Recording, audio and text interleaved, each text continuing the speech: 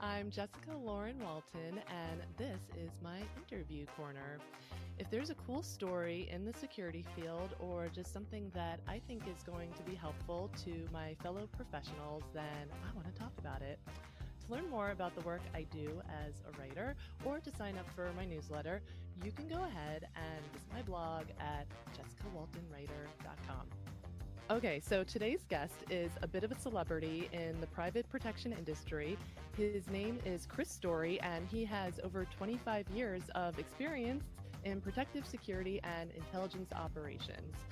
So based on an interview I heard him do with Byron Rogers on a podcast titled Humanization of the Protector, introducing himself is, quote, the least favorite thing he likes to talk about. Now, Chris strikes me as the kind of guy you don't want to get on his bad side. So I'm going to go ahead and do Chris a favor by quickly introducing him, and then we'll just jump on into the interview. Alrighty, so Chris started off in the U.S. Army as a counterintelligence agent who transitioned into the Ranger Regiment and later to a leadership position serving in a military intelligence battalion. Coming out of a 14-year career in the military, Chris decided to pivot and try his hand at executive protection. He went through a lot of training, and today he is a skilled trainer himself. He's worked for Blackwater in several roles, including as a detail leader, and later on as the director of product development and special projects by the time the company was renamed Academy. I'm not sure why these security companies change their names every few years, but that's a whole other topic of discussion. All right. Over the years, he's provided executive services and corporate security consulting for a variety of companies, including Facebook. His passion is strengthening the security posture of organizations and providing valuable education to the next generation of private protection specialists. I've said enough. Let's get in there and start talking to Chris.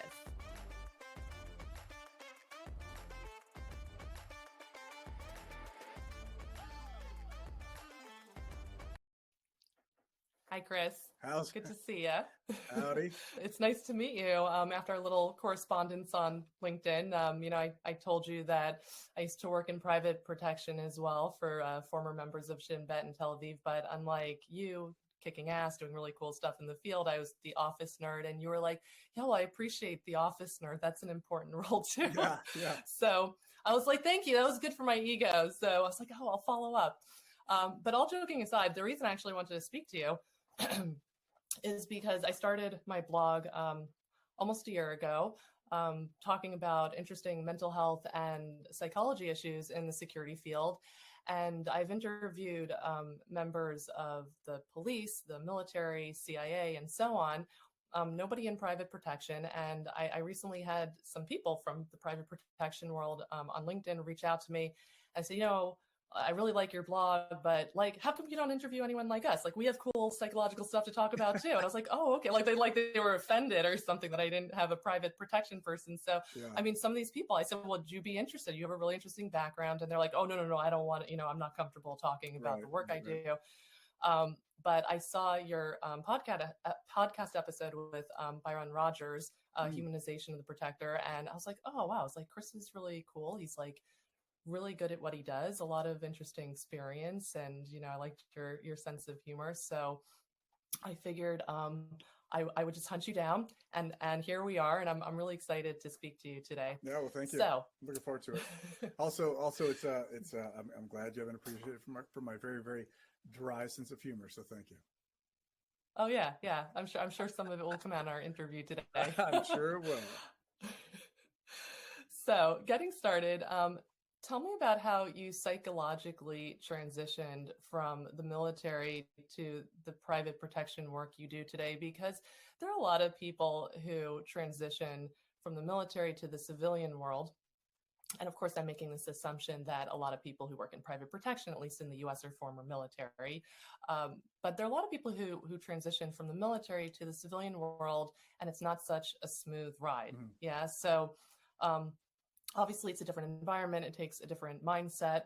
So tell me how you mentally navigated that development in your career. Yeah, so I had the opportunity to, my military transition to civilian was pretty easy because I wasn't there was no war going on at the time, right? So I kind of transitioned, and it was just a pretty easy training transition. It was a little bit different because, when you grow up in the military, you're kind of institutionalized, and I'm very, very thankful that I had a break in service. You were in the military for 14 years, right? Right, but I had a break in there for, I think, a 5-year break or so. So my first transition was fairly easy. It was just like, cool, you're out, you do your thing, you just kind of figured out what life's all about after the fact.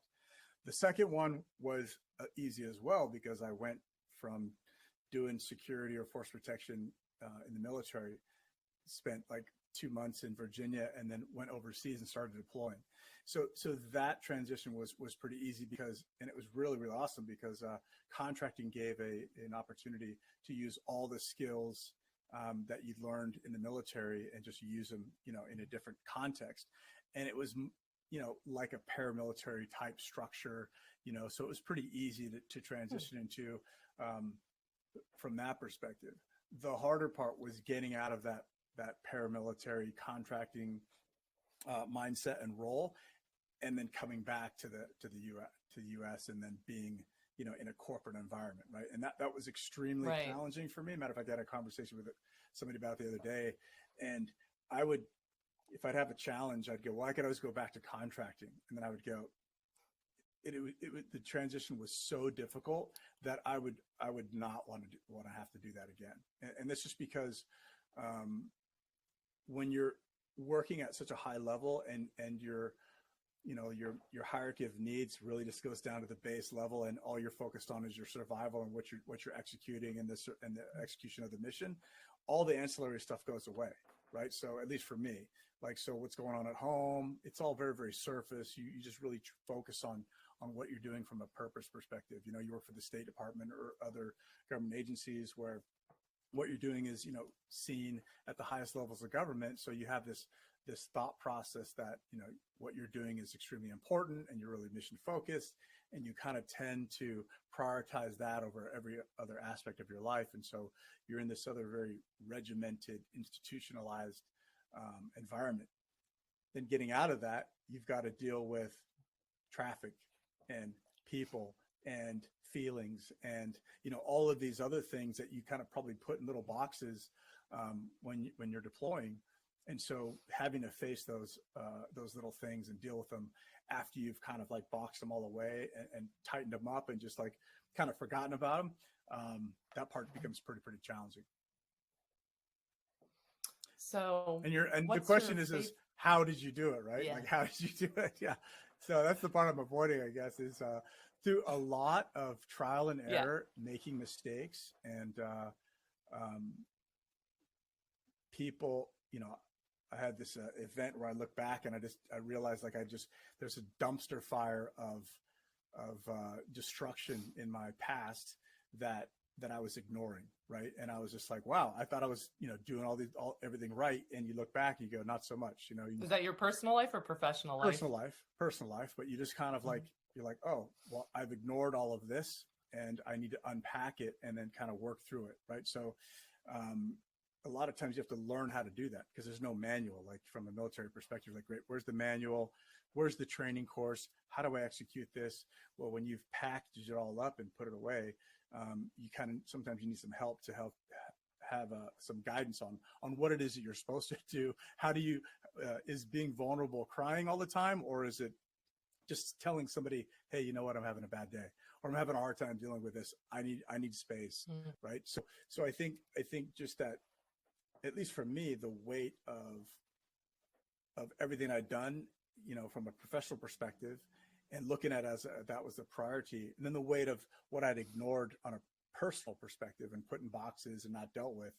I think unpacking those was challenging, and you just kind of walking up steps. You're like, okay, that's the top. I got to hit the next step. I got to deal with this next thing. And I kind of learned that what I was avoiding was the thing I needed to deal with, if that makes sense. So whatever's bothering me, whatever's keeping me up at night, which is new to me. Sleep like a baby, have a bad day, sleep like a baby. And then you start realizing well, why am I not sleeping? Or why am I not eating?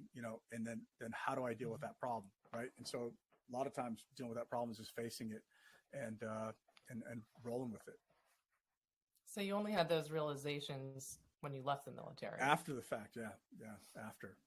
Other than that, you're just swimming along, doing your thing, and everything is hunky dory, and you're not necessarily. It's almost like you have blinders on, because you're so focused on everything else, and you just kind of like ignore home. And home is, and here's the funny thing: is that lifestyle, overseas doing all that stuff is easy. People go, "Oh my God, it must be so hard." It's easy. It's super easy because you have to worry about anything, right? You're with your boys, you're doing cool things, you're playing with guns, you got all this stuff, right? It's like day camp, right? Coming home and dealing with that stuff, that's the hard part, right? And so you just tend to avoid it, like, oh, got to get back to work, and that becomes your priority because you don't want to have to make a decision about like, well, what daycare provider are we using, or who's the new provider for medical, or what does that look like for insurance, or all that tedious stuff that people deal with every day of life. It can be overwhelming when that's not what you do.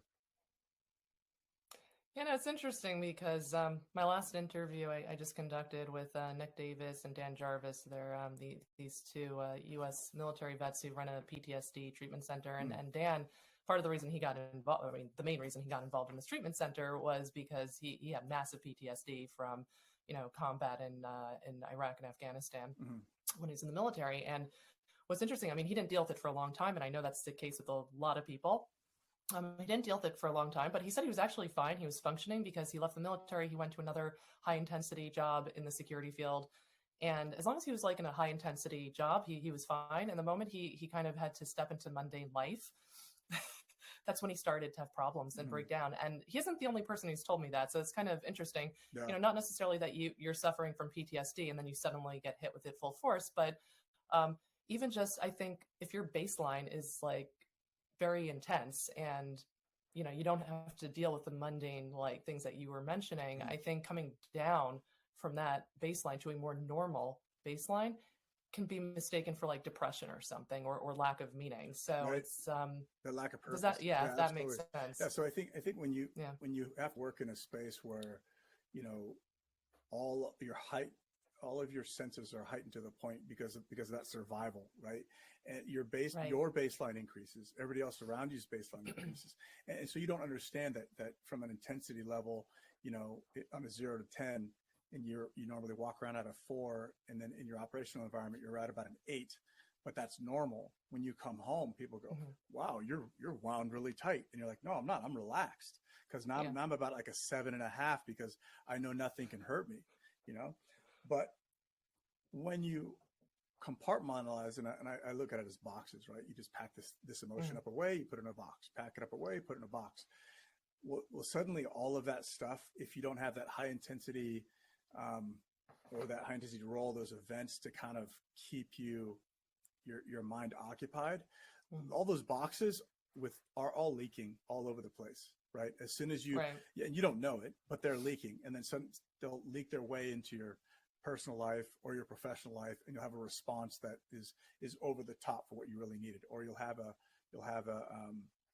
some and I hate the word triggering, but triggering event that causes you to overreact to something and you don't understand why, right? And you just kind of blow it off, and you put that in a box and you put it away. So it's about, it's just about us dealing with some of the things that maybe we boxed up and put away that we hadn't, necessarily ever dealt with. And then once you deal with it, you can kind of move on and do other things. Yeah, that's why I think self-awareness is a really important tool in your toolbox, especially if you work in the security field, right? Because it's like, it's very scary to think that you know yourself and then suddenly something pops up and you're like a stranger to yourself. I think that's a very scary, jarring thing. But if you have self-awareness and you're able to like say, oh, I'm having a reaction to something that happened before, and now, yes, for lack of a better word, now I'm triggered by this current situation. I think you don't want to be taken off guard by that. You want to kind of have that self-awareness and be able to like psychoanalyze yourself, if you're able to. Well, I think that's what they say. Find your balance. Right? In the 12 steps, right? I don't know any of them other than the first one, which is recognize you have a problem, right? And if you don't ever know, right? If you don't know, anybody can tell you, hey, you're wound really tight. No, I'm not. Yeah, you're really intense, bro. That's just, I've always been given that. Hey, you look very intense. I can't change the way I look. Maybe you try to change some of your behaviors, how you interact with people. but then that doesn't feel like you. So you're just kind of like skirting around whatever the problem is, So the idea is that how can we be ourselves? How can we deal with those challenges that we have, or those emotions or problems or whatever that we box up and put away? And how do we work through that without it seeming like a weakness to us? And that's the challenging piece, is that having a discussion the other day was like, well, how do you tell somebody, well, what does vulnerability look like? And vulnerability is going to look different to different people, right? To me, it might look like, I just, I cry at the drop of a hat, right? And nobody wants that, but that's might be what it is to me. Vulnerability might also be that I'm just saying, hey, I'm having a bad day, or I'm having a bad moment. I need 15 minutes, and I could come back and regroup. It just depends on what it is to you. It definitely doesn't mean that, guys with beards that are standing around crying on each other's shoulders, Well, I don't know if you're aware of this, but in the U.S., at least, I don't know what the stats are internationally, 80% of suicides are committed by men. Mm-hmm. And it's not necessarily because of mental illness. Actually, in many cases, it's not even mental illness. It's just somebody is reacting to something like losing a job, something that, is very jarring or hurts the ego, and they don't know how to handle it well, and they don't reach out to anybody, and they feel that the only way out is suicide. But I was really surprised when I heard that statistic, because I think women, if I'm correct, I think women on average suffer more from depression than men do. So you would think naturally, right, that there are more suicides on the female side, but actually it's overwhelmingly male. And I think, there's a reason for that. And there's certain expectations and, this fear of coming out and being vulnerable, even if you're not, in the security field. Right. Well, I think you're right. I mean, I think it's vulnerability. We look at it as a lack of being strong, right? So if something happens where your ego takes a hit, or you don't see an out, or it's an overwhelming, a bunch of overwhelming things that may not be seen on the surface, right? Like that iceberg, right? Like here's the human, but the rest of them is still underneath the surface. People look through their options and they go, oh, this is something I can't overcome, or I can't rebuild this again, or I can't do whatever, which is why I think when people talk about failing faster, it helps you build resilience, because if you've never failed before, like if we look, everybody gets a ribbon, right? If you've never failed before, you don't know how to deal with that, right? But, for my generation, we kept score, we lost, you lost big, you got beat up, you beat people up, win, loss, right? It wasn't like just win. Everybody celebrates that. And then as soon as you get a bad grade, you blame the teacher, right? There's a certain level of accountability as well. So I think, I think with men, and I don't know the difference in the demographic, right? The age demographic, but I think for a lot of men, it has to do with the weight that they carry, being providers, their job is their identity. A lot of these are the factors that when something happens that puts a dent in that, they don't necessarily feel valued as much, and then some way, shape, or form, they think that, well, everybody's better off because I'm a burden, and that's absolutely not the case, obviously, but I think that's just what it comes down to. Yeah, look, I haven't even gotten to the second question yet. We just kind of went on an interesting tangent, which is cool too. Yeah. But yeah, no, I think it's really hard to ask for help. I mean, I'm totally that kind of person. I'm not male, obviously, but I'm really self-reliant. I mean, I mentioned to you before that I immigrated to Israel as a teenager, on my own in the middle of a war, and like very quickly, I had to take care of myself because nobody else was going to take care of me. Right. And there are good aspects about that too. I mean, I had to grow up very quickly. I was very immature, at that time.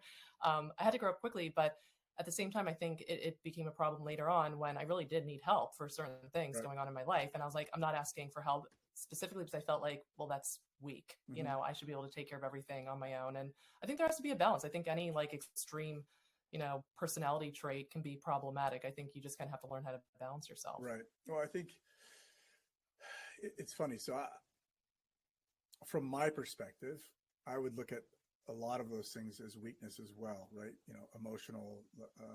So I put it like this, like at least from my perspective, my makeup is like a stool, right? And it could be most people is like a stool. It's a 3-legged stool or a 4-legged stool. And you've got your physical aspect, your physical leg, your spiritual leg, if that works for you, your emotional leg, and your mental leg, right? And that's what balances you.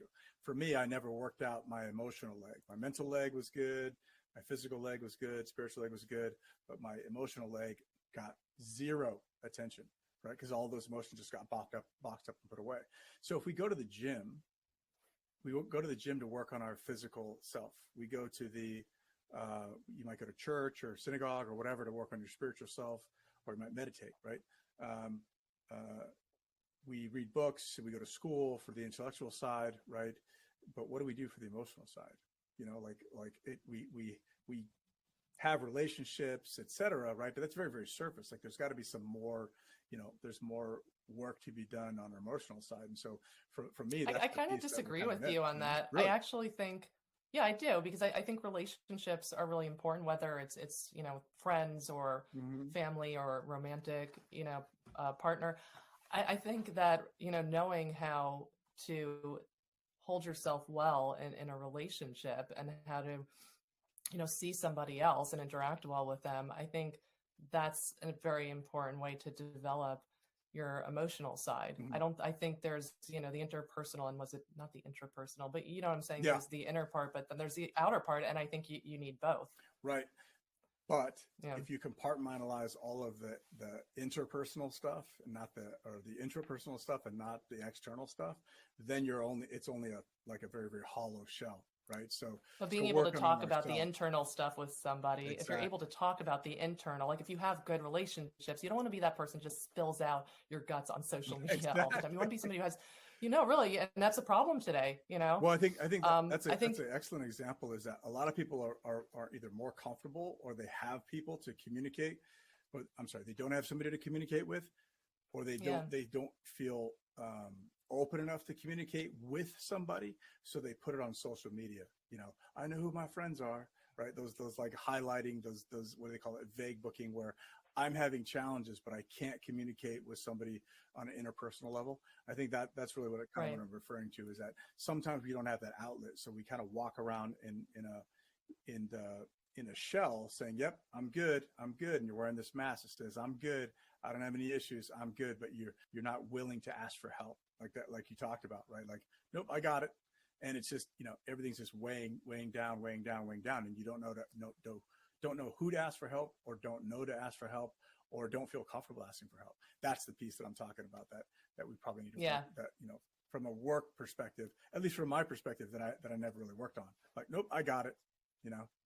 I'm a machine. I don't. Yeah, but if you're going to be comfortable enough, like that you have healthy enough relationships, deep enough relationships that you can talk things through with somebody, right? And that's part of developing the emotional side.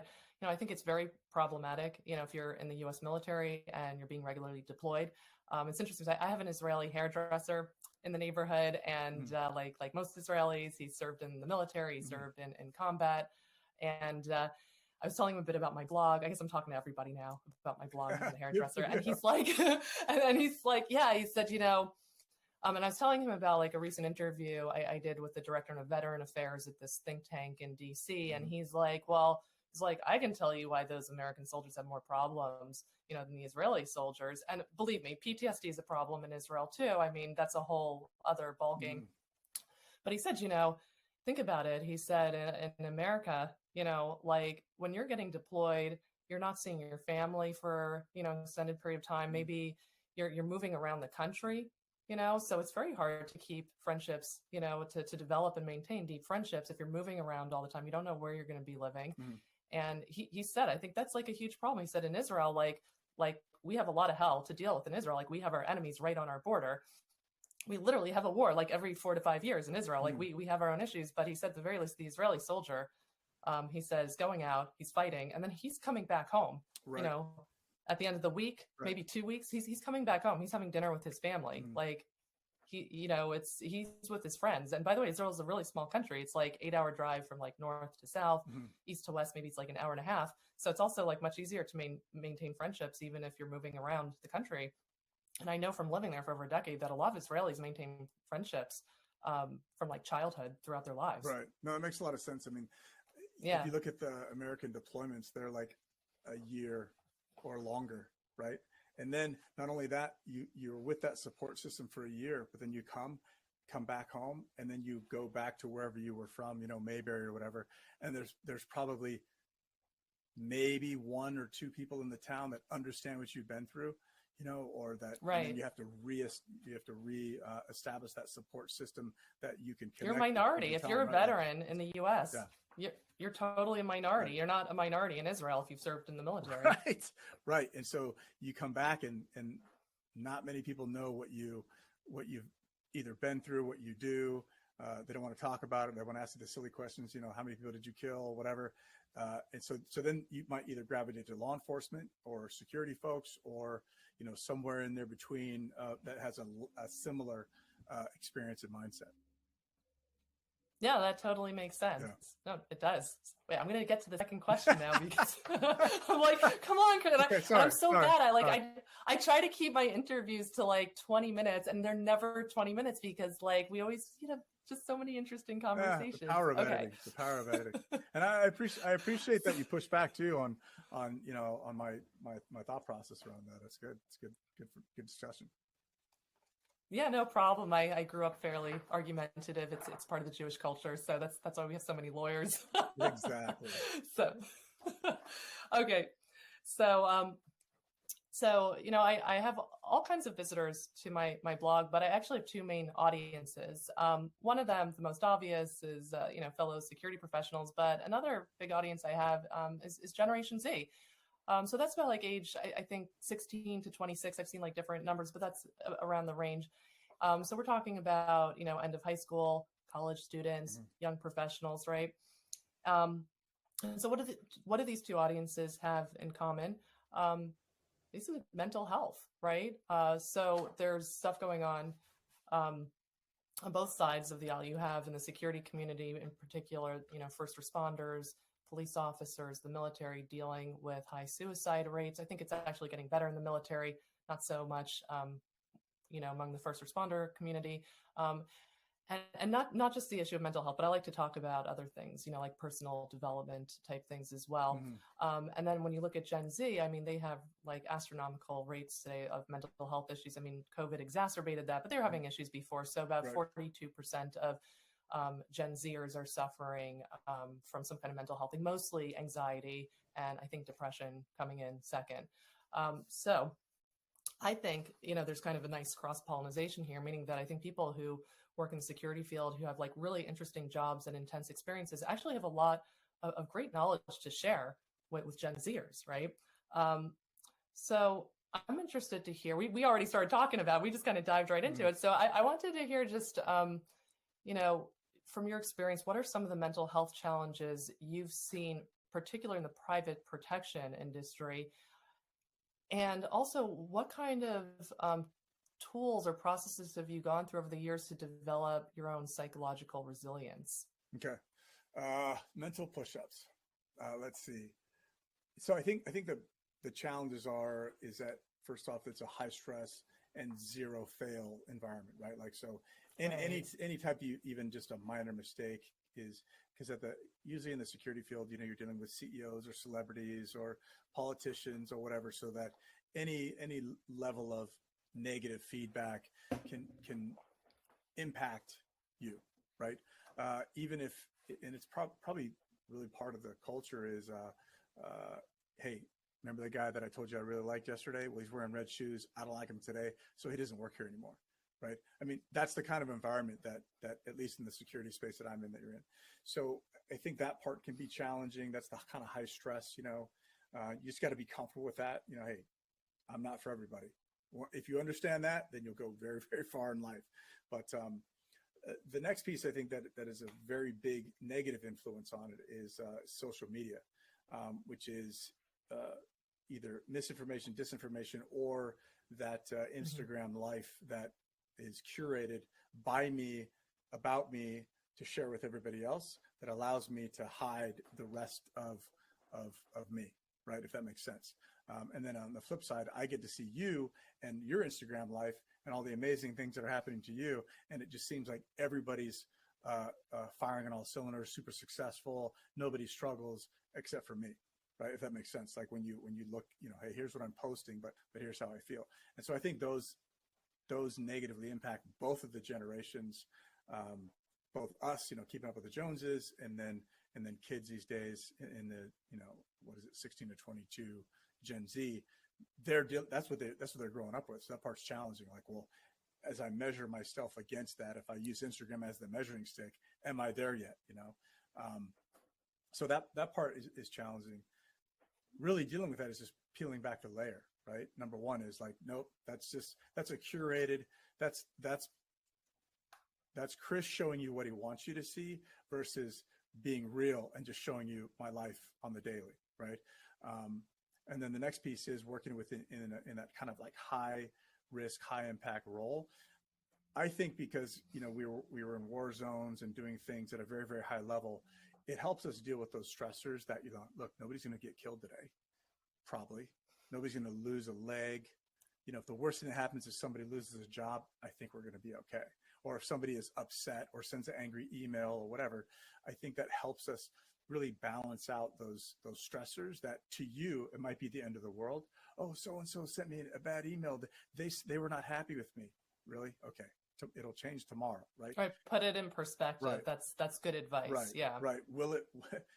Somebody said, you shouldn't stress over anything that's not going to make an impact for you in the next, 5 months, 6 months, 5 years. If it doesn't matter, don't worry about it. Right. And so I think, giving the appropriate feedback to the person who's saying, hey, this is really important to me, understanding, hey, that's important to you, but I don't necessarily have to have the same emotional response that they do, if that makes sense. So yeah, perspective matters. Yeah, I mean, I think that's an important part of psychological resilience is just, trying, how do I say this nicely? There's this blogger, Mark Manson, and he says, we all give an F about something. Yes. Yes. You can curse if you want. I'm just like, I'm trying to, because my mother will wind up watching this. And if she hears me curse, I'm not going to hear the end of it. But anyhow, he says, we all give an F about something. He said, but we only have so many Fs to give every day. So make sure you're giving an F about the right things. Right. And I'm like, yeah, that totally makes sense. Like, why do you want to waste your energy on something that isn't important? And yeah, and if you blow things out of proportion, I mean, that's going to make you anxious. That's going to make you depressed. Right. I think it's funny that you called Mark Manson a blogger. I mean, I guess maybe author is helpful too, right? Because he's got 2 books, and I think he's working on the 3rd. But anyways, no, great book, right? The Subtle Art of Not Giving an F for Your Mom. He became famous first as a blogger, and then he became an author. This is true. Yes. So he's a blogger / author yes. now. Yes. But again, it's caring about the right things, not about everything. Right. Like if you think about, like, I don't know if your community has Nextdoor, right? Where everybody does, it's just like this crazy app where, everybody can lose their mind about, the tacos served at the taqueria were soggy or whatever.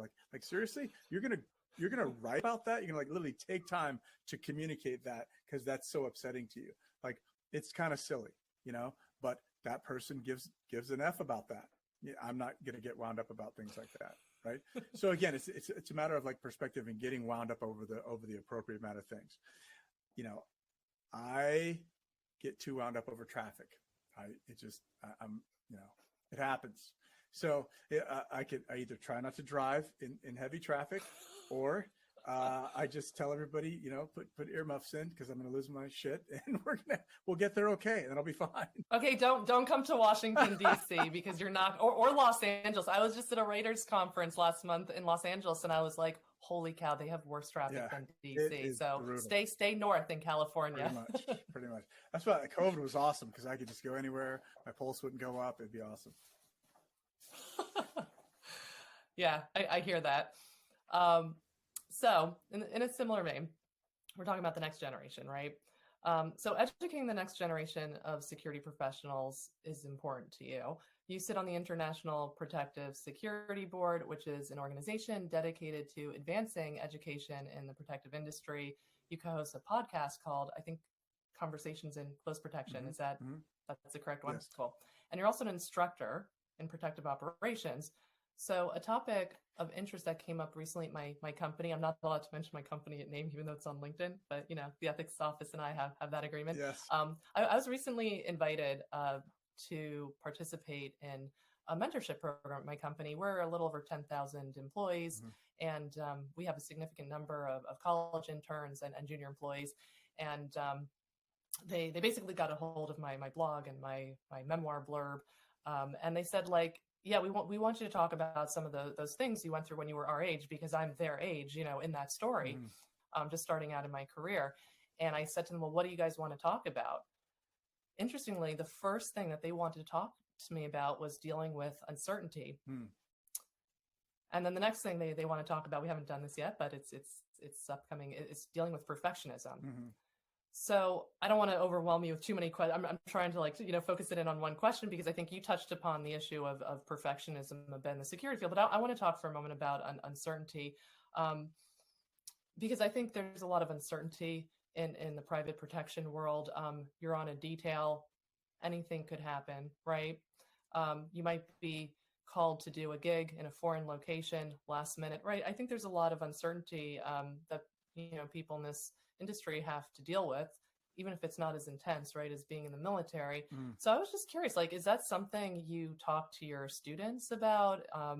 What's your perspective of how to best deal with uncertainty? So it's not as uncertain as you would think, because oftentimes, people's schedules that you're dealing with, these are people that make, thousands of dollars a minute. So their schedules can be very, very tight, and hey, we're doing this, that, and the other thing. But again, today you think you're going to France, and then you get to the FBO, and now you're actually going to China because something changed, right? Because these people are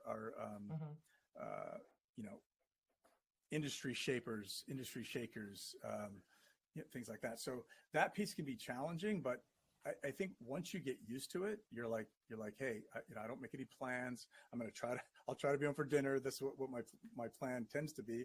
But if there's the ability to adapt, then we just have to know that that's the role. And I think that can be the challenging piece for people who really enjoy that social aspect of their lives outside of work, is that the work impact can be kind of significant if you had plans, or you were missing birthdays, or you were missing family events because you're there for your clients. That part can be pretty challenging, right? That uncertainty in schedule.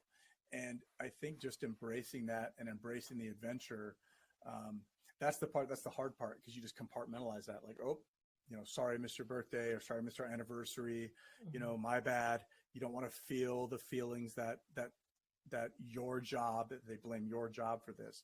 That could be pretty challenging. I think just, showing empathy and compassion, but also holding your ground, that this is important, this is what I want to do, and then make it up to that person, or make it up to, whatever that failure was. That's why I think a lot of people are like, I have a suitcase, I'm single, I'll travel, I'll do all those things.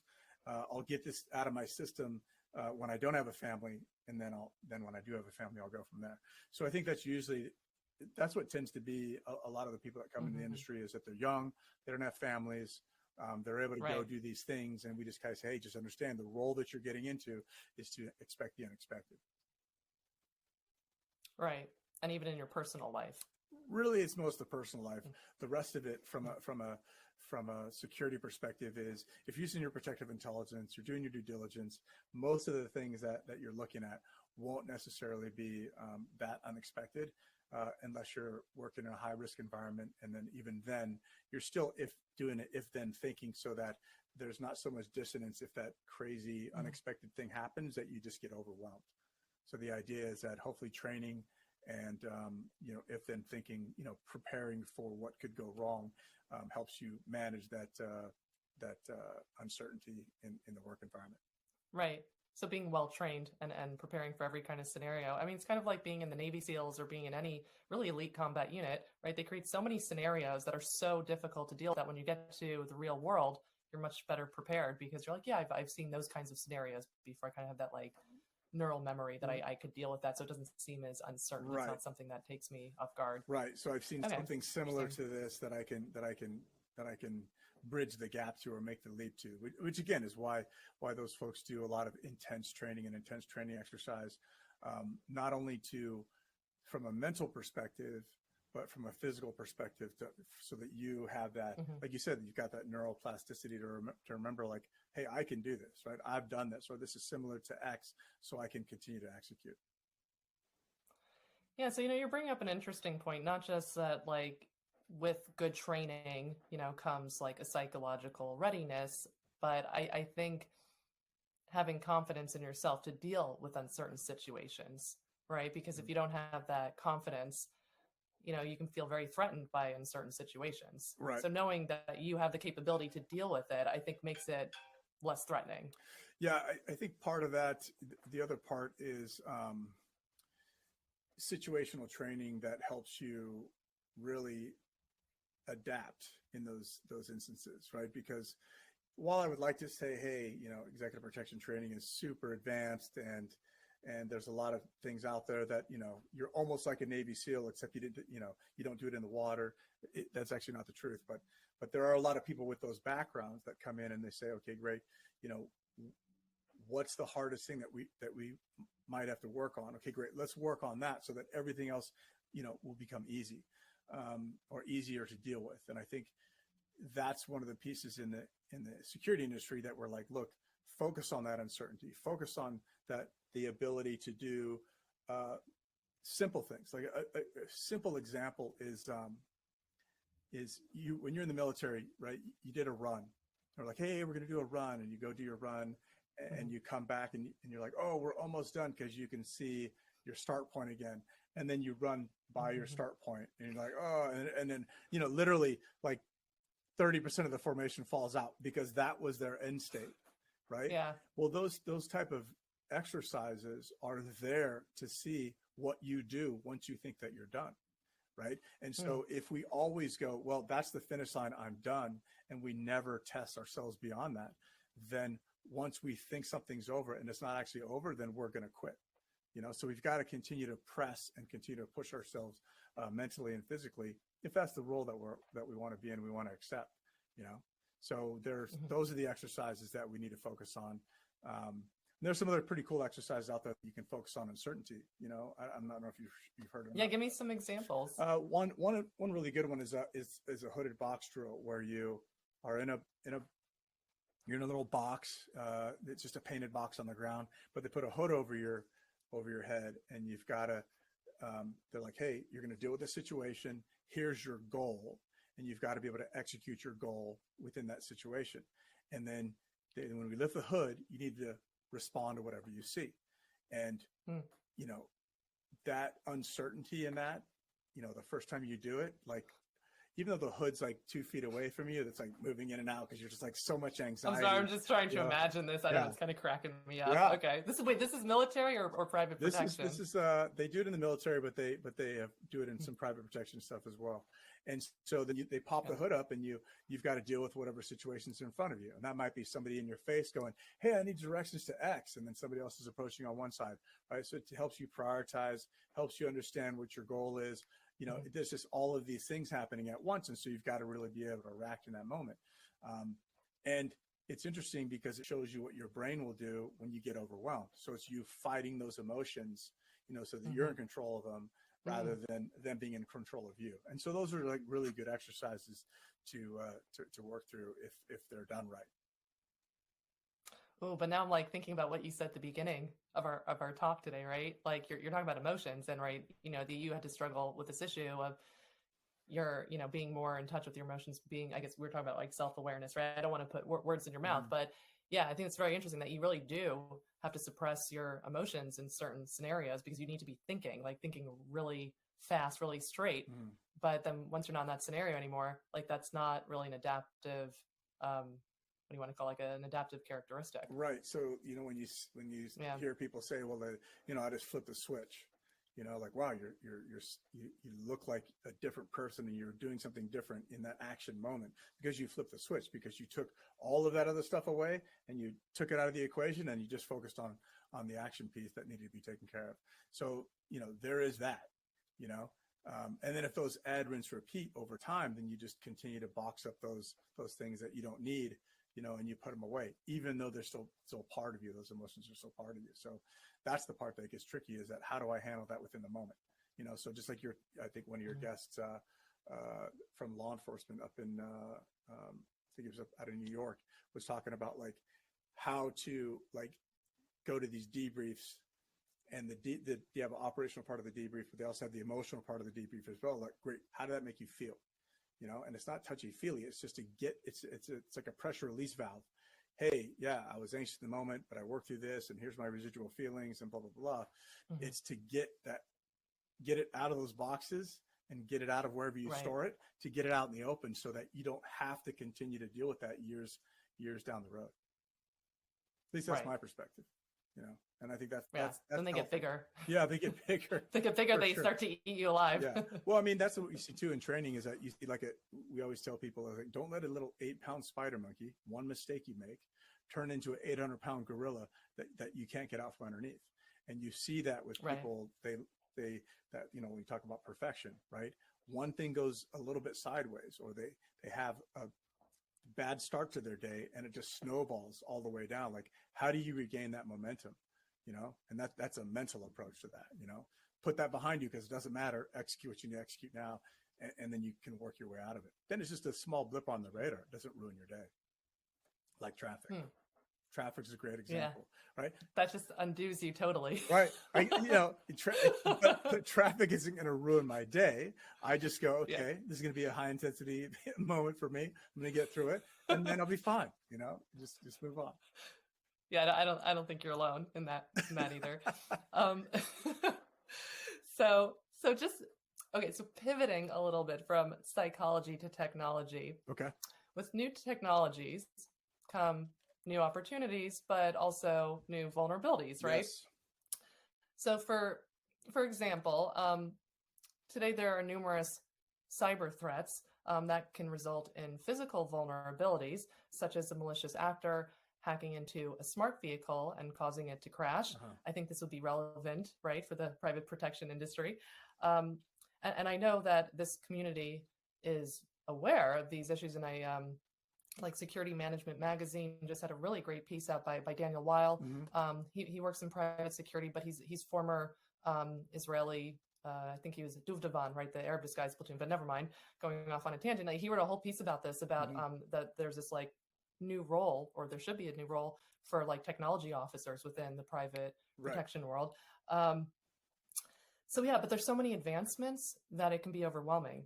Mm-hmm. So I was kind of curious, like, how do you prioritize, like when you're as an instructor, how do you prioritize like what technologies or cyber threats you have to be aware of? And what are some of those, threats that you see emerging on the landscape today in your industry? Yeah. So Daniel is well respected in this space, so, whatever he says is fairly well received usually. And that's, mm-hmm.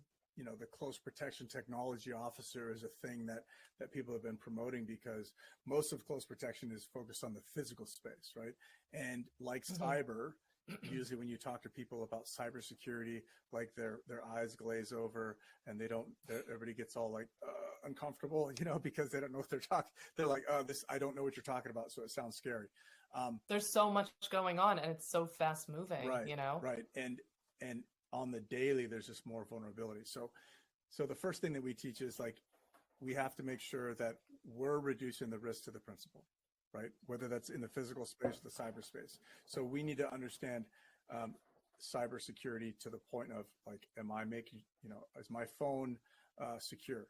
Is it Bluetooth secure, Wi-Fi secure? Like, those things that are around, anything that's in orbit mm-hmm. around your principal, is that secure? Then you might not necessarily be worried about somebody, coming in your vehicle and crashing it, even though that could be catastrophic. Moreover, mm-hmm. might be, can somebody listen to conversations that are going in the vehicle, or pause that vehicle in place and cause it not to move so that something else physical can happen, right? So we just have to be aware of those technologies, aware of the technologies that are number one, be aware of the technologies that we're using that have vulnerabilities, and then understand what those Okay. vulnerabilities are, and then understand the counters to them if there are those. And you're right, there's so many things going on with the Internet of Things.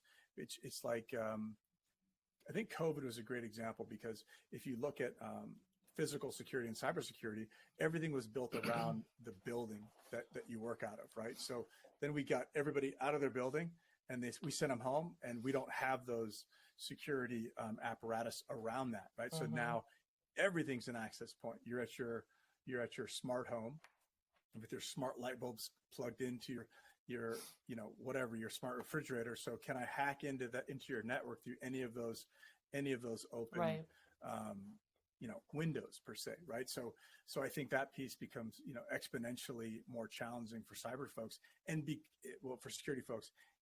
And because of that, that's why they're introducing the cyber technology professional. And that's the great thing about the Gen Z folks, is that, yeah, maybe they're not so, well versed in some of the things that we might want them to see, but you go, hey, here's my problem. Oh yeah, no, they pull out their phone and they're like, yeah, here's 4 different technologies that I use that can identify those risks and threats, so that can counter that, I can do that. So I think just embracing that piece is really important for all of us that maybe have gotten weary of trying to track down all of the new threats, because they just come from every angle at this point from a cyber perspective. Yeah, and I'm just thinking as you're speaking, it's not just about educating the next generation of security professionals in your classroom. I'm not in your world, but I'm guessing it's very valuable to also educate the client.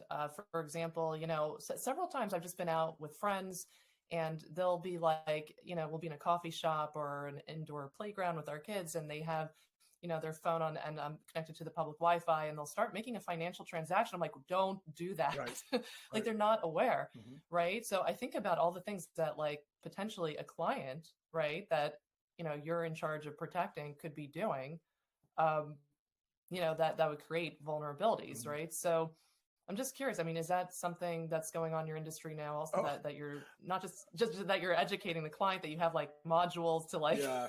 So you're not just showing up and doing your job, but that's also part of the job now is educating the client. Does that make sense?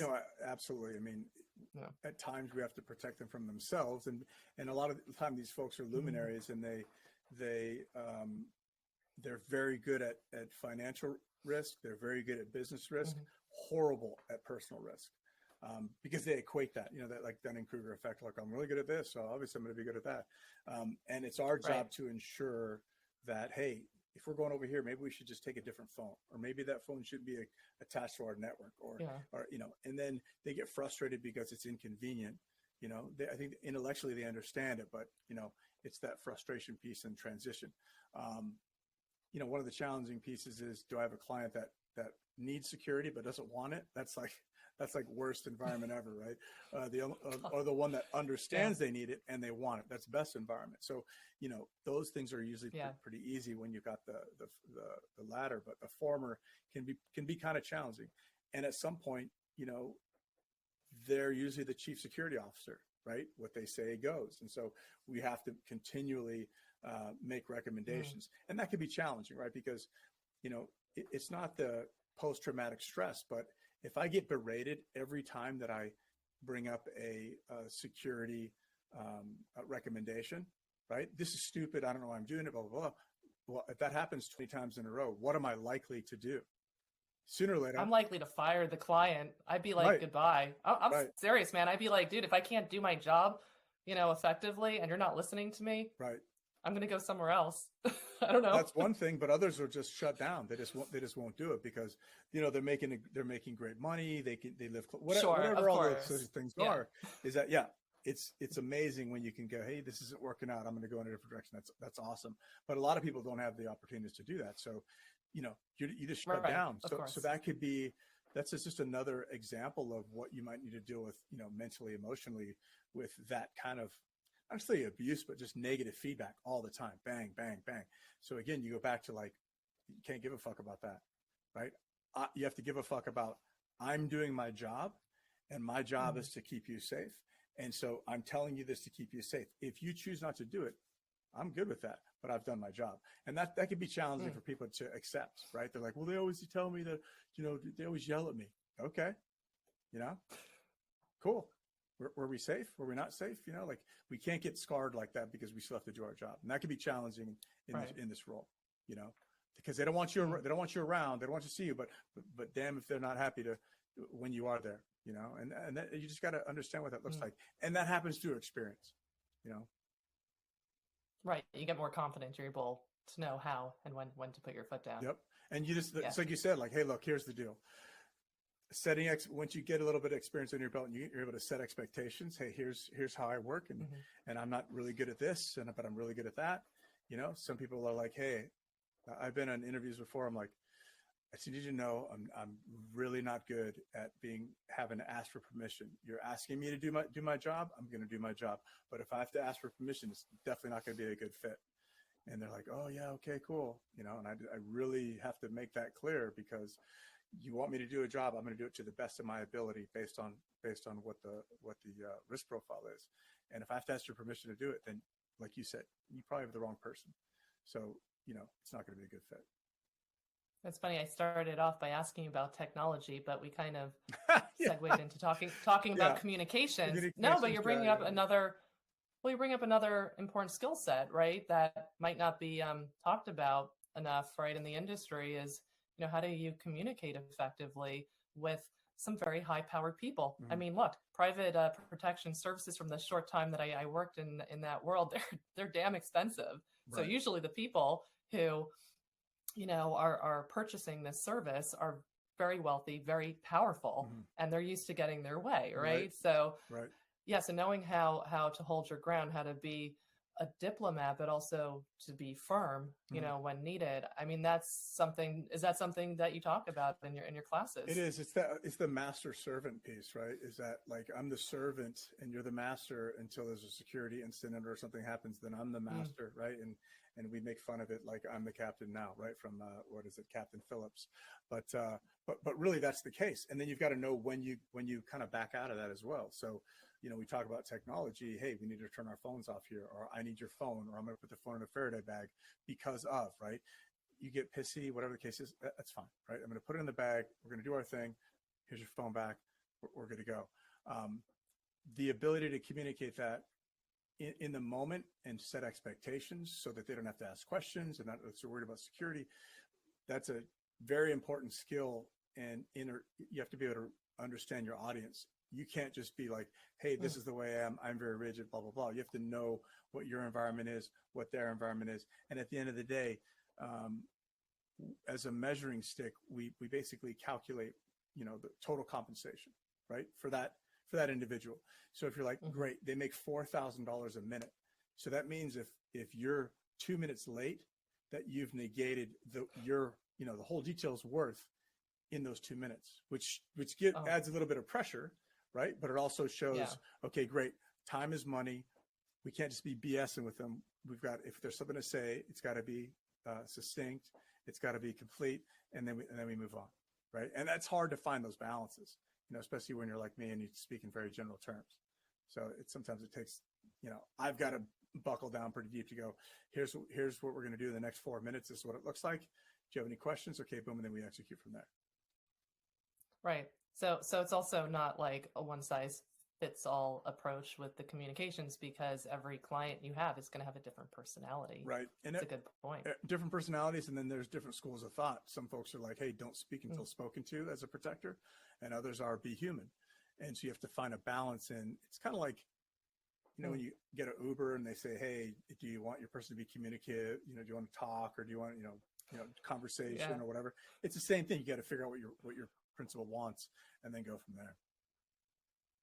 Oh, interesting.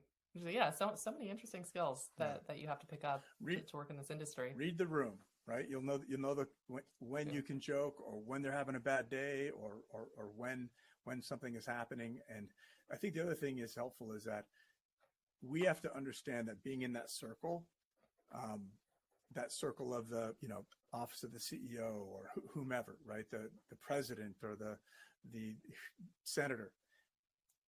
you're there, but we're kind of like a piece of furniture, right? If they're yelling at us because of something, it doesn't necessarily mean it's personal. They may have 14 other bad things that happen, and we're the person that gets to deal with it. We're also the person that gets to, when they're like, hey, like the therapist. Exactly. But you don't really respond. Yep, I hear you. Yep, that must suck, right? Try to show empathy, right? But don't try to give advice on this. Oh shit, that would be so hard for me. Yeah. I would probably be like, yeah, listen, this is what you should be doing. Exactly. So sometimes you're the sounding board. Sometimes you get yelled at for something that's not really yours to deal with, and you just kind of got to deal with it, And yep, we're right this way. We're almost there, Right. So keeping your opinions to yourself is also an important skill sometimes. Yes, because you can't necessarily be like, you've got to understand who your client is. Like if you're a liberal and you hate guns, and it's somebody that's a 2A proponent or PETA or whatever, like you've got to choose. Either you've got to be very agnostic and you can't let your politics or other beliefs get involved in your profession, or you've got to recuse yourself, because then you're it's just grating on your nerve that this person's standing there spinning whatever they're spinning. Yeah. That makes sense. And yes, that does take a lot of self-control. So just finishing up, back in February this year, you published a piece called The Protector's Creed on LinkedIn, which I really enjoyed. So tell me a bit about its contents and what compelled you to write it. That's a good question. So first off, thank you for reading it. I tend to look at things through a pretty cynical view based on my experience in the industry, and it's because of performance and what people post and what they want to do. So when I like the Protector's Creed, I really said, hey, look, here's what the goal is, right? Is to share what we really do as a profession, or at least my perspective of that. And because a lot of people really try to make it something that it's not, and that it's like they're an assaulter or they're a ninja or they're whatever. And a lot of people come with excellent skill sets like that and backgrounds, and a lot of people don't, which is cool too, because they're still doing the job. They're still doing the same job, right?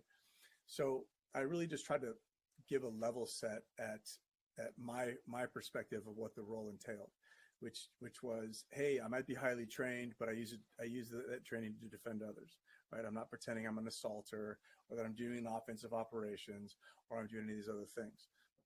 I'm a defender. I'm a protector. That's what I do, and I do it, to the utmost of my ability. And I also use other skill sets than just, thunder and lightning, or it's not about the way of the gun. It's really about a holistic approach to providing protection, and then making sure that my client goes home safe and that I go home safe. And that's really what it comes down to in a nutshell. I don't have to tell everybody that I skydive out of the space shuttle, every Thursday, and I'm a badass. It's not really that big of a deal. So that was kind of a balance between the skills that we do have, the skills we bring to the table, but also some level of humility in its approach. Is there anything that I missed in this interview that you wanted to just throw in there? No. Okay. No, I think great interview. I mean, I thought it was a great discussion, and the ego piece. That is one. That's what I was just thinking of. Yes. You mentioned that at the beginning. So I was like, wait, Chris wants to mention something. Okay, that was it. Yeah, go ahead. Thank you for the reminder. Yeah. So when you talk about ego, one of the things that I think where veterans have a hard time transitioning, it goes down to ego and purpose. Mm-hmm. Ego and purpose is when you're doing things at a high level, and at least from your perspective, because that's all that matters. When you do things at a high level and you transition into the civilian sector, it's very hard to find your why and your purpose. And part of that is because most people that get in the military are very purpose driven, right? They want to do something and they want to have purpose. So when you go to the civilian sector and you're like, on a protective team, and that team is creating, name your widget for whatever, right? That might not be your purpose. Like, I don't really care about the widget. but you've got to be able to find a way to connect what you're doing to that, or you'll always feel lost, right? So either find the purpose, or you say, hey, my job is to make sure that this person that I'm protecting can go do what they need to do. And that's my purpose, right? I need to protect them so they can go do what they need to do. You don't have to glom on to hey, we need to connect the world, or we need to make widgets for everybody in every home. That doesn't need to be your purpose. Your purpose, but we have to find that purpose, because I think that's really why a lot of folks get lost after doing something that they believe had a lot of purpose, is because you don't have a purpose. And so you're just kind of like wallowing around trying to find your self-worth. So if you can find purpose in what you're doing, I think that is a huge help in kind of like that transition period. I think that's great advice. I feel like I was your student today. Like I'm sitting in a classroom and learning all these things from your experience. So no, it's really fun. No, good. Thank you so much. Good. I'm glad, because at some point I'm like, is this thing on? Can she hear me? Nice. No, it's been great. And I, even though, oh man, so bad at keeping it to 20 minutes. I don't even know what time we're at now, but it doesn't matter. Yeah. It's my blog, right? So I'm the boss, I guess. Yeah. No, this is great. And I like the tangents. I like, just kind of when you share bits and pieces, these insights that you've had, over the course of your career. So I'm so glad that we finally hooked up, and we'll definitely be in touch, and good luck with the work you do. Awesome. Good luck to you with this and everything else. And I appreciate the opportunity.